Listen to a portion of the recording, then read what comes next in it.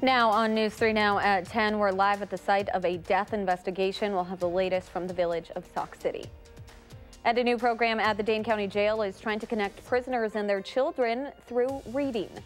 Plus, Sun Prairie residents are dealing with highway noise. Why the town can't do anything about it. The news at 10 starts now.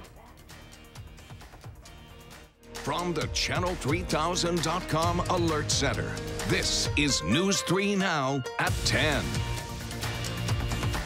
We want to start with breaking news just into the Channel 3000 Alert Center. Police are investigating after officers found 2 people dead inside a Sauk City home this afternoon. News 3 Now's Adam Duxter is on the scene with the latest. Adam.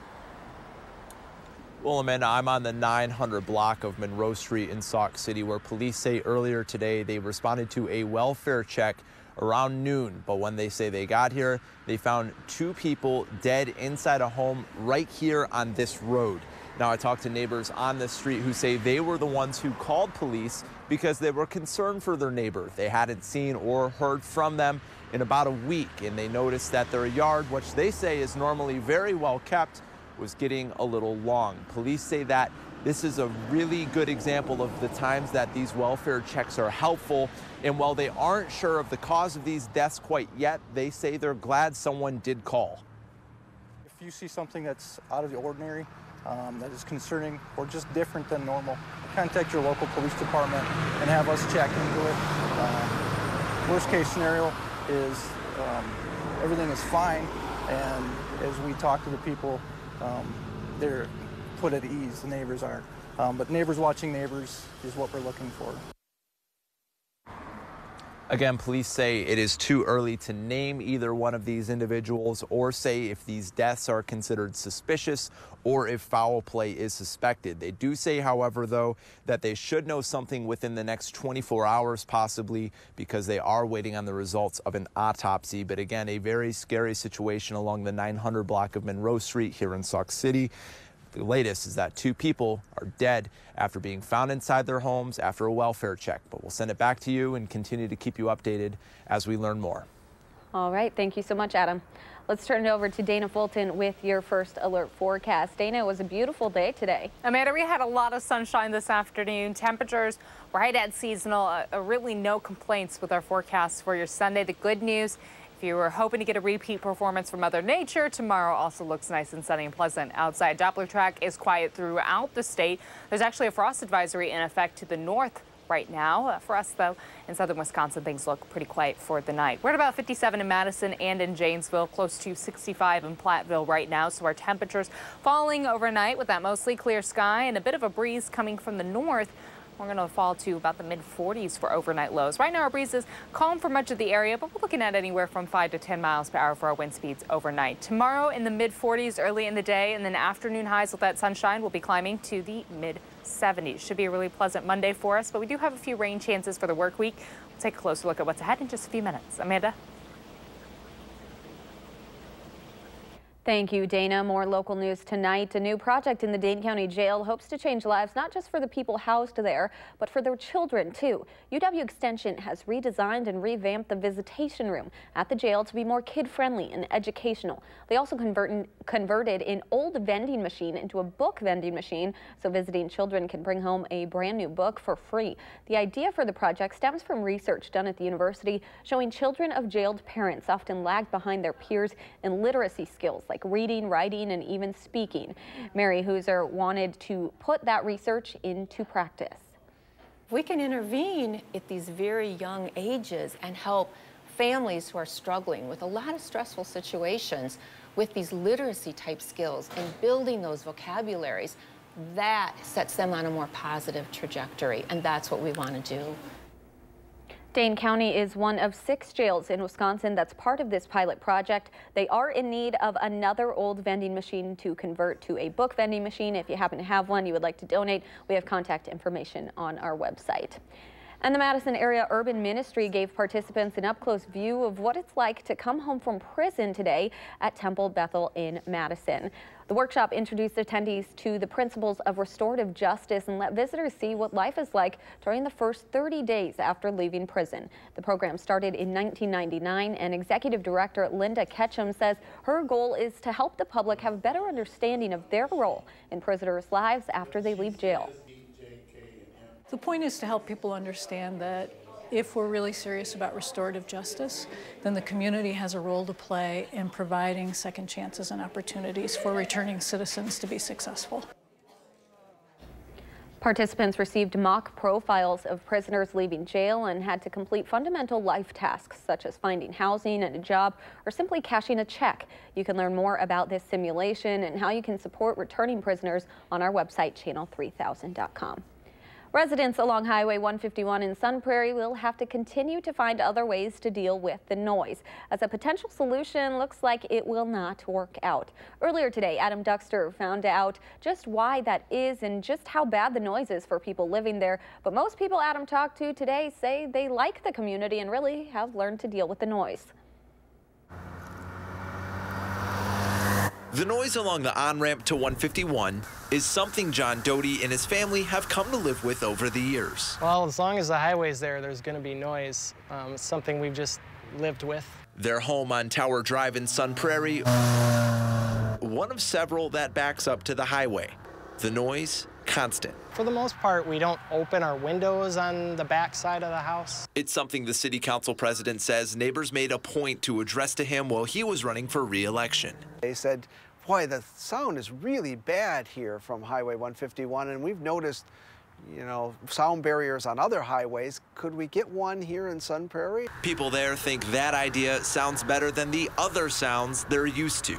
That'd be nice to not have to listen to that all the time, have the windows open, Don't have to have your TV up to 60. But Connor says the DOT got back with him and the city's engineers, saying sound barriers would cost too much, among other issues. So they said it didn't qualify for a sound barrier because the development came to the highway rather than the highway coming to the development. Some of the houses here have tried to do other things to eliminate the sound, like putting in trees to block it. Still, they say it's not going away. You can hear the semis going by all the time, and the semis are what makes it the worst, They're real loud. And with no sound barrier coming in the future, that's not going to change. I've always hoped they would build one, but I never expected it.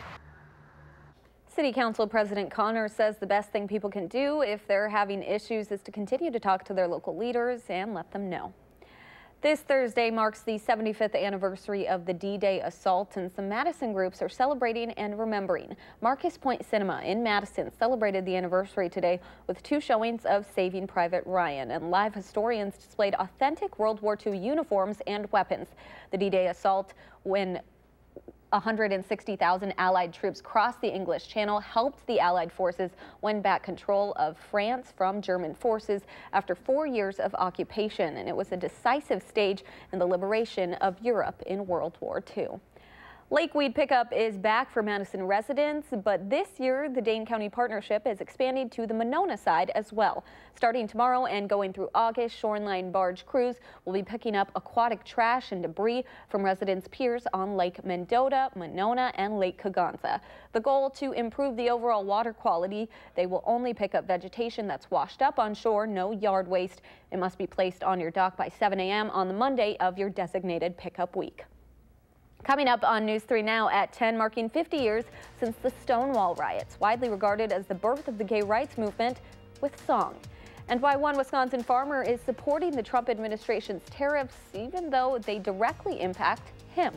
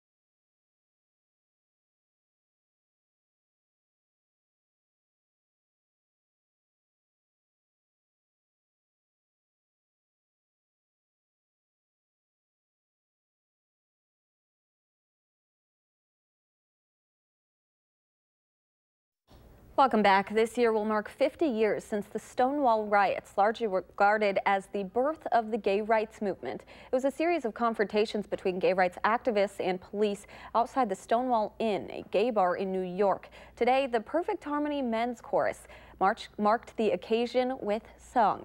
Photojournalist Corey Ferris was there. 525,600 minutes. This is the very beginning of Pride Month for the city of Madison, and we are kicking that off with our spring concert for the Perfect Harmony Men's Chorus. How do you measure a year? We are a group that was founded 23 years ago to allow members of the gay and lesbian community an outlet to perform music. Remember the love. Remember the love. It gives us a chance to not only honor the past and honor the activists that have spent time and literally shed blood for their cause, but also given us a chance to educate the community on the history of the LGBT struggle.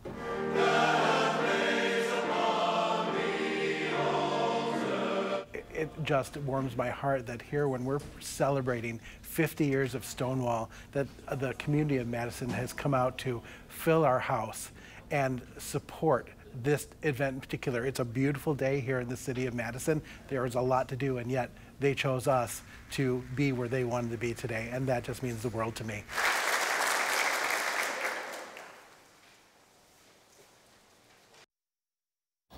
The show ended with the Wisconsin premiere of Quiet No More, a choral celebration of Stonewall. It's a new musical piece telling the story of the riots and the legacy it left for the LGBTQ community. And around the state tonight, life on Wisconsin farms will go on despite all the talk about the Trump administration threatening to impose new tariffs on Mexico as early as next week. Wisconsin farmers are already dealing with tariffs imposed on China by the Trump administration, and both Wisconsin senators agree that tariffs are not what Wisconsin farmers want. But Greenleaf farmer Jeremy Zerbel says tariffs are the best option, even though they directly impact dairy farmers in the state. I think in the long run, it's going to be positive for us, you know, working these tariffs out. That's what we need.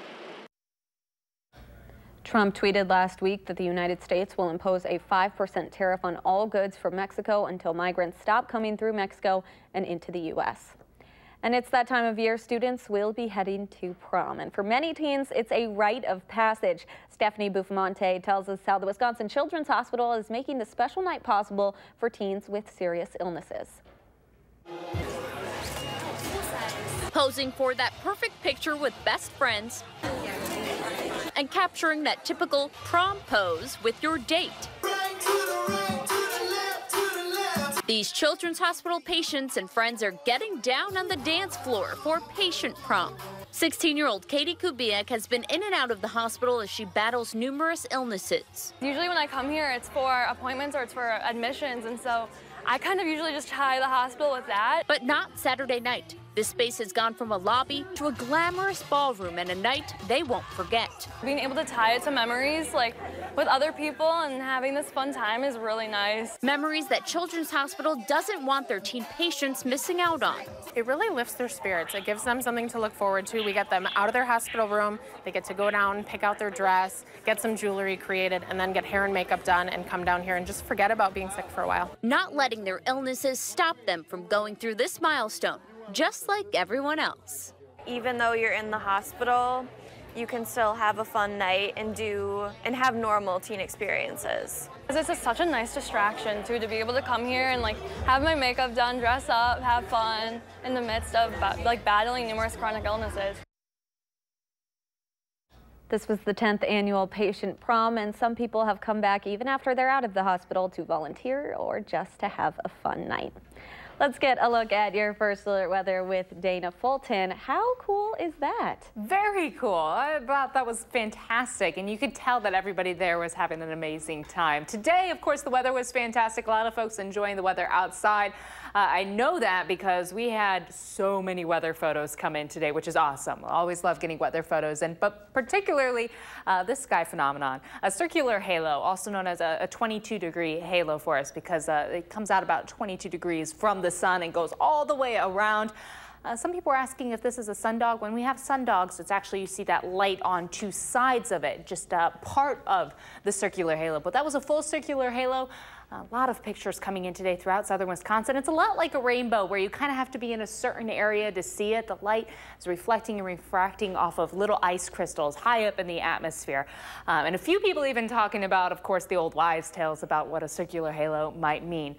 Whether or not we're going to see storms coming in. The good news, your Monday looks great. Tonight looks quiet. There is a sprinkle of truth to some of those old wives' tales because the higher clouds usually do come in front of fronts. And of course, we see some storms coming along with those fronts too, but in this case it was just due to some higher clouds and that reflecting and refracting, giving us that nice visual image. So lots of pictures coming in. If you saw any pop up, of course we've got a discussion going on Facebook right now. You can dive on into that and share your photos. Love seeing them because unfortunately I didn't get to see the halo today. I was in here. High temperatures this afternoon were in the low 70s with that sunshine. It was really pleasant outside. Our Doppler track is going to stay quiet tonight as we do have high pressure just ridging through the Midwest for us. Our next system's actually off in the plains. So you could argue that we did have some high clouds in front of the front. So the wives' tale not completely off for us. As this front does push closer, we're looking at the chance for some showers to start to develop as we head into Tuesday and Wednesday morning.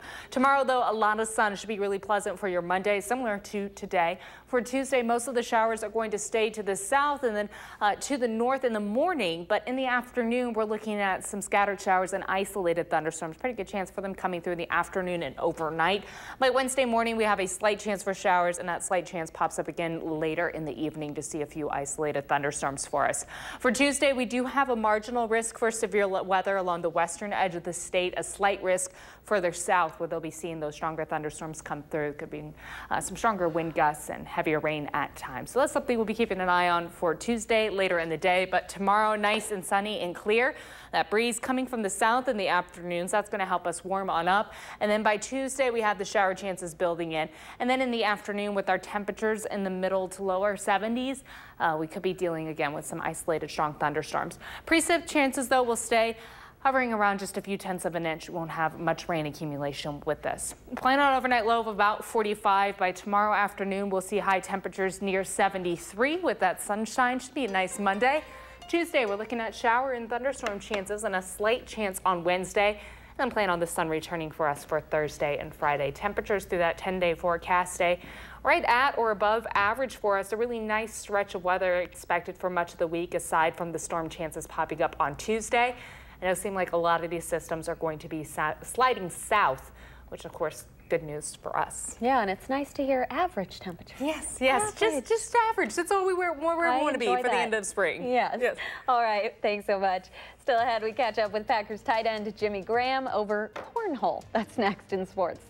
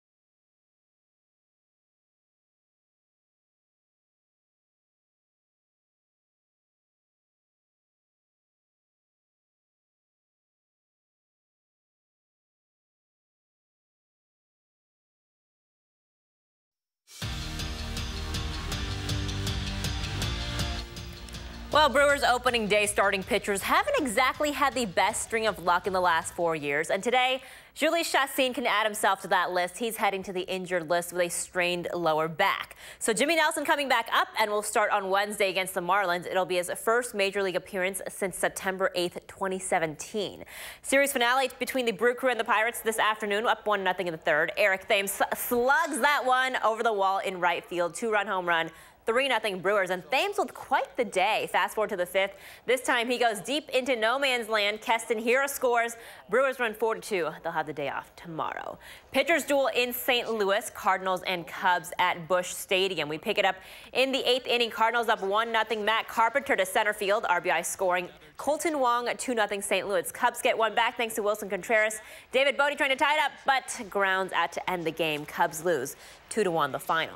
Yesterday it was softball. Today it's cornhole. The Packers taking full advantage of a pretty chill off season. Tight end Jimmy Graham hosting his second annual charity cornhole challenge at the Badger State Brewery in Ashwaubenon. Graham himself flew into the event on a helicopter because his foundation gives veterans and young people a chance to fly. A busy day of bags and beer, but Graham did take a moment to lay out his personal expectations for next season.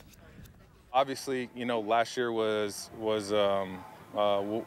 disappointing for everybody. You know, I'm not used to losing. I don't think anybody here is. You know, and for me, it was not a good year. And so I'm completely focused on, you know, putting my best foot forward and, you know, being the player that I am. You know, scoring down the red zone and being that big threat on third down. I mean, I got to get back to that. And you know, I take it serious. You know, it's something that eats at me every day. You know, just not making the playoffs. And final round of the LPGA U.S. Open in Charleston, South Carolina. Check out Chung-In Lee on 11, drains the birdie for a share of the lead. Three-way tie for first at that point. Then later here on 12, another birdie putt, this time to take the lead all on her own. She hangs on to win the 2019 U.S. Open title for her first LPGA victory. Fun fact, the reason why you see the number 6 behind her name is because there have been 5 other players on the Korean LPGA Tour with her name. So she's the 6th Chung-In Lee on the tour. NASCAR at Pocono Raceway this weekend, and Kyle Busch taking the checkered flag, picking up his 4th win of 2019. The win moves him to a tie for 9th place on the Cup Series victory list. Finally tonight, baseball season usually brings warmer weather. A little late though this year, but along with that, swarms of bees. This has been a frequent sight around ballparks in the last few years, and today it was Petco Park in San Diego.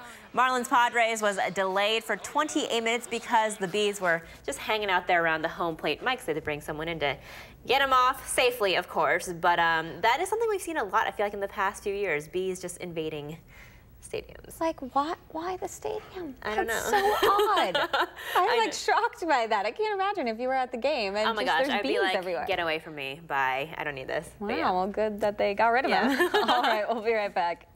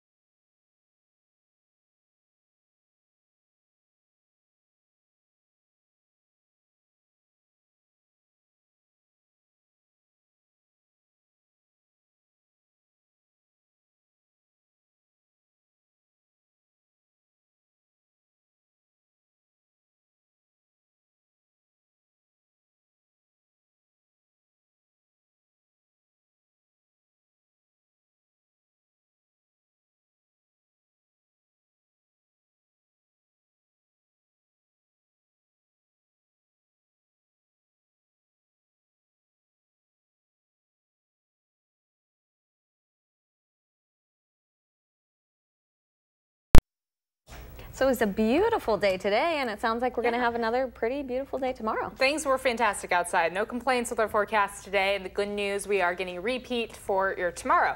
Will be mostly sunny for Monday. Temperatures will be in the mid to low 70s for your Monday. And the same goes for Tuesday, actually. We're just going to bring in the chance for some showers and thunderstorms Tuesday, especially in the afternoon and the evening. Slight chance early on Wednesday, and then developing again at night. That slight chance will pop up for us later in the evening. Wednesday will be just a smidge warmer in the mid 70s for us. And we're staying close to average through the rest of the work week. Sun stays in the forecast for Thursday and Friday, and we aren't looking at any more major storm chances bubbling in either. So temperature-wise, we're in a good spot. Also really nice to see, of course, a dry stretch. I know a few nights I've seen tractors out in fields driving home at like 11:30 at night. So I know that we have a lot of farmers who have just been busy. So some nice afternoons will be very good, of course. Yeah, it's nicer to have a longer break for them to be able to do that. All right, thanks so much for joining us. Have a great night.